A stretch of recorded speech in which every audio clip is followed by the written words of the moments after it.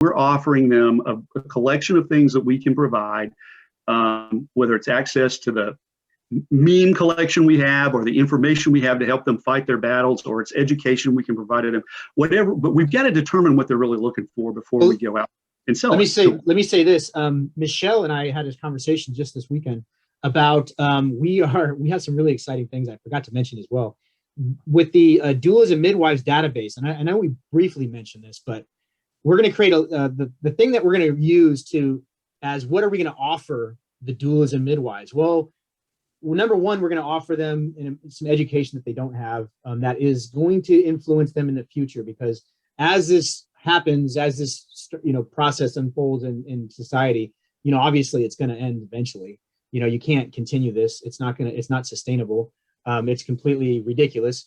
So it's going to end. So anyways, so what we're going to do is we're going to have a list of doulas that are intact friendly. Okay, so they can just say, hey, I'm intact friendly. Okay, that's all they have to do to get on that list. I'm going to ask them a few questions. Okay, they are intact friendly. They're on the list. Okay, so if somebody, one of the first things that we're going to ask them is, will they advocate? Okay, when Michelle talked about this, she had some difficulty with one of the people advocating. So will they advocate for the child on the child's behalf? That's all we're going to ask for. They have to have some basic knowledge to get on that list. But that list is also, the secondary thing to that list is we're going to have a certification. Okay, so we're going to have our own certification, and the certification is going to be set up so that doulas and midwives can go on our website. They can fill out our videos, they can answer some questions, and they get a certificate that they can say, put letters after their number, after their name, or say that we're intact. They can utilize this for marketing their services, and they can also utilize this. We can send them people because they have that knowledge. And we can say, look, we've got somebody that's been through our education. They know what they're talking about. This is the perfect doula for you. And then we just market that service as well. So this, we are going to create services for people that are beyond what a lot of us are just thinking. So just keeping that open-minded. Keeping that in your mind. Daniel, when the midwife said she doesn't feel comfortable advocating about this, what would have been a great open-ended question to ask her? What could you have done to influence? Go ahead, Michelle. Go ahead, Michelle. Can you hear me? Mm-hmm. Can you hear me? Okay. Yes.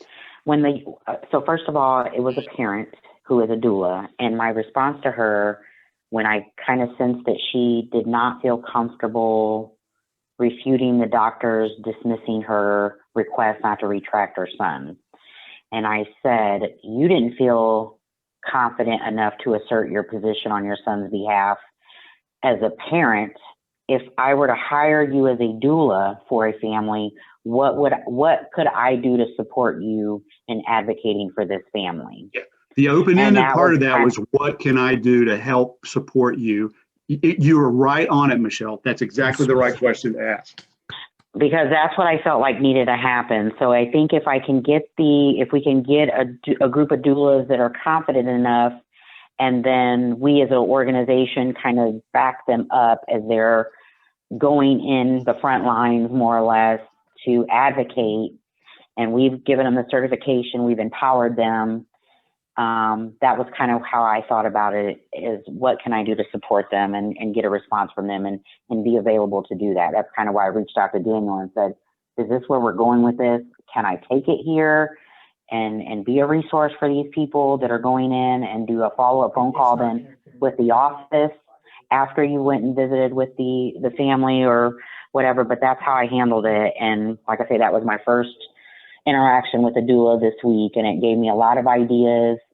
The conversation went really well, but it let me know that they clearly don't feel empowered enough to advocate on this level without some degree of formal support from our movement. Right.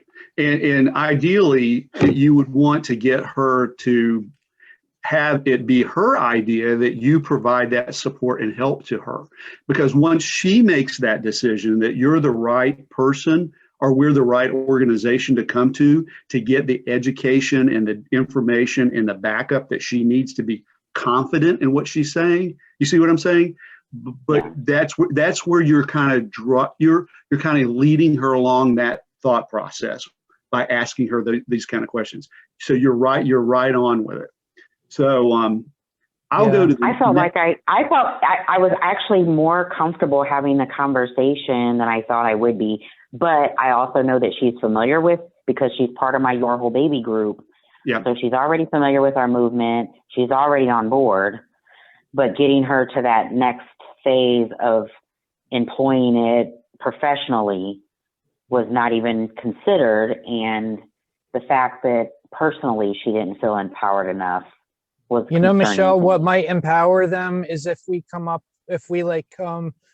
compile position statements from authority organizations that say do not retract your infants foreskins, like from Europe, so science has no borders. Well, like I told Daniel, what I envision is if I see a post like this that's happening in the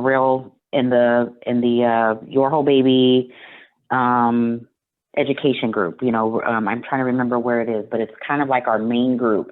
And there'll be these just kind of random posts where people talk about when they went to the doctor's office that day, or someone was going to retract them and they've had to kind of go toe to, interact with that professional in some sort of educational capacity. But I got the sense from her post, that he just kind of dismissed her and she just let it go and went home and just came and vented her frustrations out to us.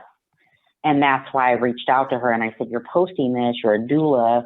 What can I do to help you feel empowered as a doula to advocate? Because what I would want to do is hire a doula in your area for you to go to your next appointment with our information in hand.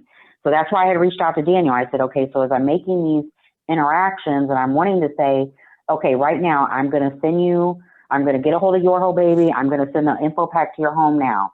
Let's go ahead and get an appointment scheduled. I'm going to connect you with a doula in your area. They're going to either be virtually available or they can accompany you to the appointment. You'll present the information to the provider, and then we'll be available to answer questions from the provider at that point. That is kind of how I envision this kind of happening, and that if I needed to then make a follow-up phone call and say, hey, one of my advocates visited your office today with Mrs. So-and-so.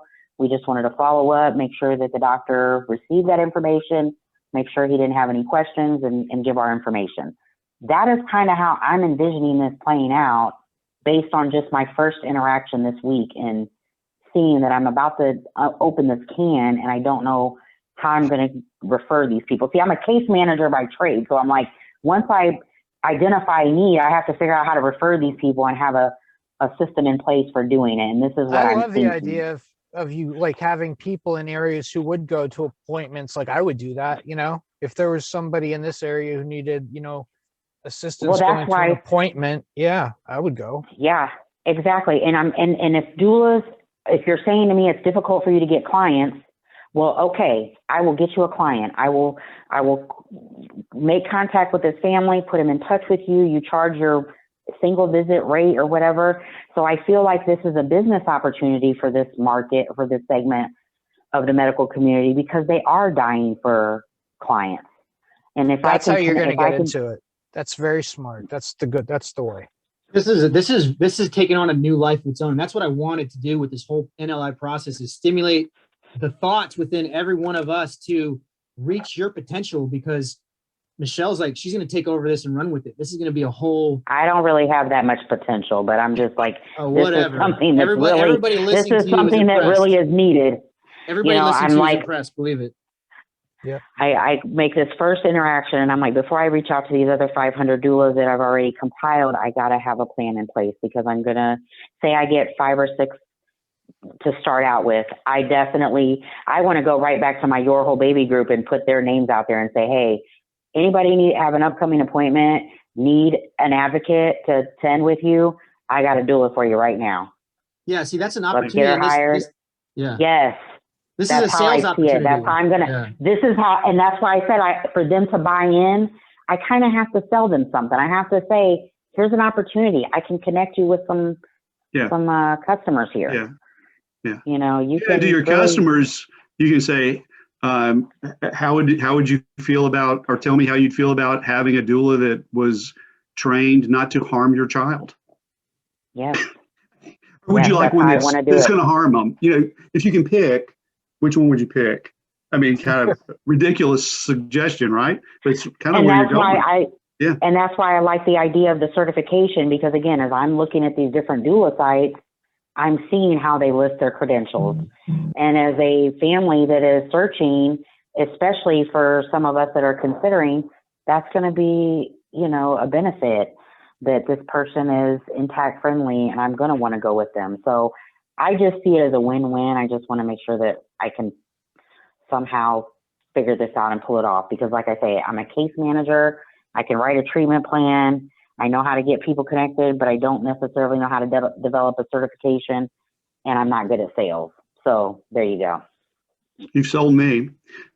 I think what we can do is, you know, this is where I think we can all help out, right, Daniel? I mean, if you can, I clearly see this has tremendous potential as well. And if we can get the nuts and bolts put together for you, what you can do is just build your own pyramid of support. I mean, that's basically what this is, right? You find other like-minded people that are passionate about it, and you learn to delegate, because that's what you have to do. I'm working on that. Yeah. I'm definitely working on that, but I was kind of trying to get my plan together, and then, like I say, just kind of getting feedback from you guys and just honing in this ability to converse on that level. And, you know, like you said, I only have a couple of minutes. I got to grab their attention. I want to build bridges.